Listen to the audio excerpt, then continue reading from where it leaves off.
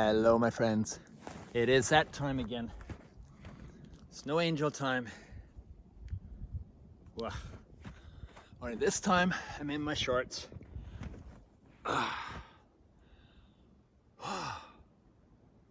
It's a good day for a snow angel.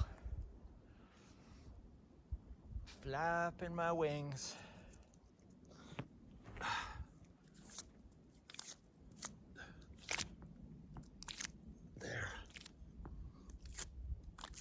There. The worst part, as I mentioned, is the sogginess. But I took my pants off because there's nothing worse than it all leaking into my pants. And just need something to sit on here.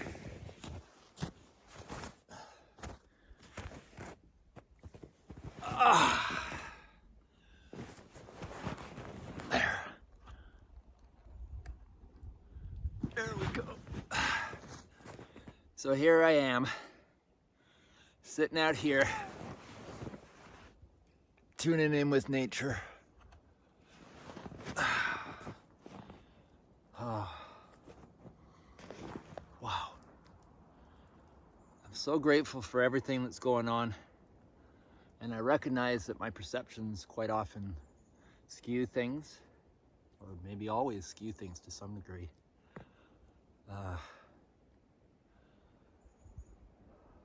And I always remind myself, as much as I can, that I always can be wrong. And in some cases, I hope I am wrong in many things. In general, I'm not specifically talking about one thing or another. Just clearing off and reminding myself of good habits. No sun today. Well, I can kind of see a little bit of a glow over there. Looks a bit more like a foggy moon. But it's reasonably mild. A little bit of a breeze, just felt it on my wet body, coming from behind me. I'm cooking a strawberry rhubarb pie today. I didn't make it myself, it's one of those frozen ones, but I feel like it's time for a little treat in the daytime. Walked my dogs, I fed them, fed the chickens, given Tori's medication, did a big tidy up of my studio.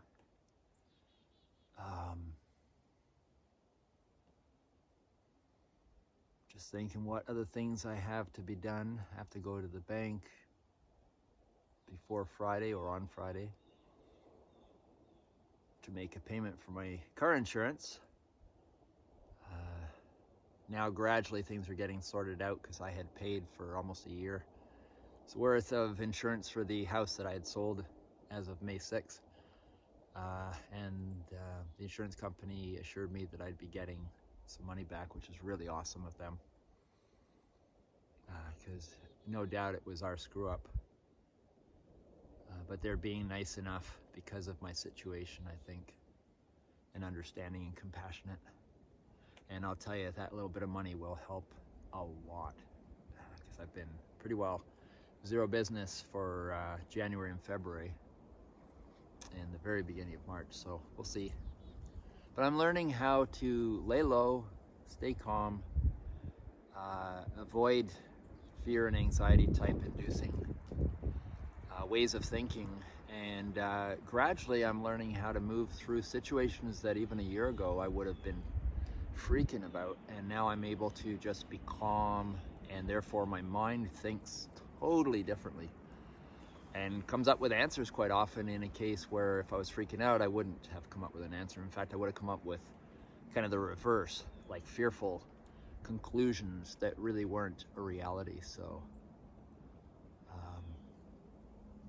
a lot of stuff is coming to my awareness, and I'm really grateful for that. And I'm learning how to welcome more of this opening to happen in my life. And definitely coming right back to the snow angels, I find phenomenal results, from just doing this each day. And I haven't done anything every day like this. It's been on occasion, so I really can't say what it's like to do something on a regular basis. So that's part of my experiment right now, is to just observe what happens if I do it consistently every day for a while. And then also to post and just bring to other people's awareness of this very simple technique that's so accessible to almost anyone. It's not as extreme, so I don't think, you know, I am not a doctor, so don't take my word for it, but I don't think, or at least it's very minimal risk. Like some people are concerned that jumping into a chiseled out opening in a frozen lake would be hard on their heart in a case where they have concern for their heart.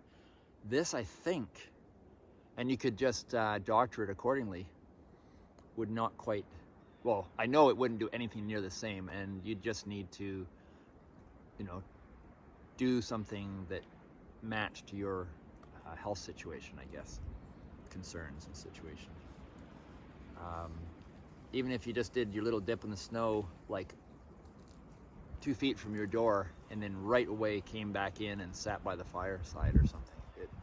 You know, there's ways of doing it. But I find something is changing inside of me when I do this. Not to mention the mental concept. Like I'm sitting here out in the snow. There's a breeze blowing that if I attach to it, I can feel the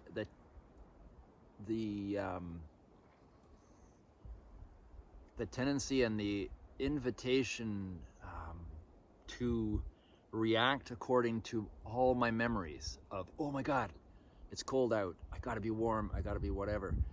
And I'm moving through that conditioning. So even the breaking of a conditioning, and it's not like I'm deluded. I don't think that I'm going to get to like Tor and Khaleesi, my dogs, where they just live outside. I'm not imagining that. It's just being aware of our conditionings, especially deeply rooted survival conditionings and programs, and unlocking them and disconnecting them and playing around and realizing we're not quite as locked in as we thought to our programs and things. So just for that reason, building your awareness and just loosening up the grip that you might say the Grim Reaper kind of has on us, because like they say, the moment you're born, you're dying. So in that sense, that which the Grim Reaper represents is always with you and is as important and powerful and a friend as that which births you. Probably the same. So yeah, I'm just finding it's like loosening that grip, that fear-based grip that always for me gets activated in a situation where I feel like my life's being threatened, either financial, money's not coming in, or lose money, or I don't know, vehicle breaks down and you don't have money to pay for it, like a snowstorm, it's really cold and you're afraid you're going to be stuck somewhere, being lost in the world, you know, all these little things. I believe that just this alone and many other things help the soul print as well, if done consciously, helps one to loosen that grip of activation so that when you are in a situation where you need the calm and centered and heart connectedness, it's there for you, it's accessible, rather than being locked out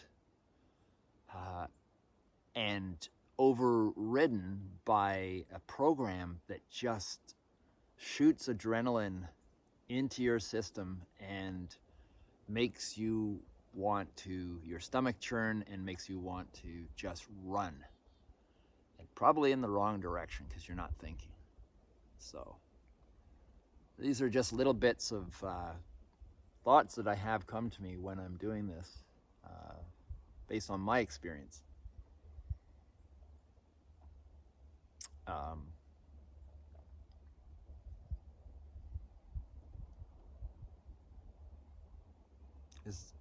Here I am, and I'm facing every day new little triggers and new challenges, and it's to my best interest to erase that fear activation, panic mode or even woeful me mode, which I call the violin strings, and stay in a centered place of self-empowerment, of inner spiritual warriorhood. Because we all have it within us. David Goggins even speaks about it. Embrace the suck, he said.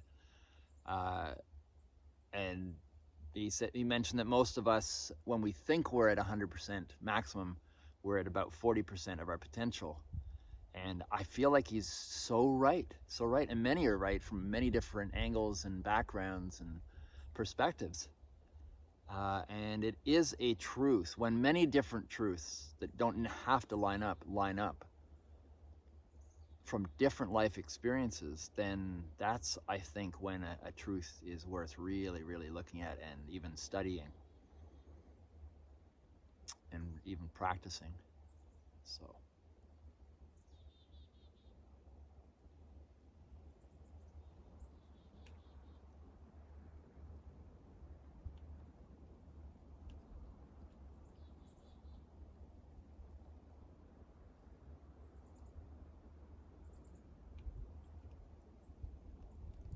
Just contemplating whether I should go out and do errands today or not. We'll have a look and see. But anyways, this will be good enough for now.